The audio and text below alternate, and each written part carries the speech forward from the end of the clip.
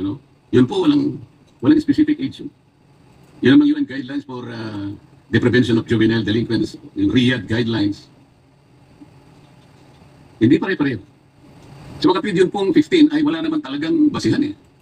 Pwedeng 8, pwedeng 9, pwedeng 10. Ang pinag-uusapan po kasi dito in the final analysis, Mr. President, ay yung kapasidad ng isang bata na gumawa ng isang karumal-dumal na krimen. Kung kaya niya, kung meron siyang kapasidad na maintindihan niya ang pagkakaiba ng mali at saka yung tama.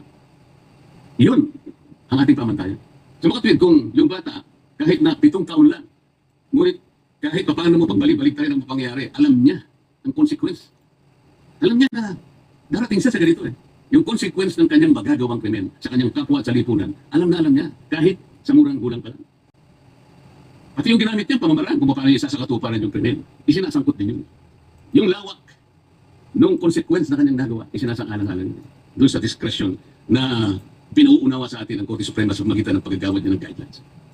At ang pinakamahirap po, Mr. President, Your Honor, alam po ba ninyo, ang magpapatunay na yung bata na gumawa ng karumal-dumal na krimen, o itinatawag natin heinous crime, ang burden of proof yung Estado, ikaw ang magpapatunay na meron siyang discretion. Kapag nagkamali ka ng paglalatag mo ng ebidensya, absuelto yung bata.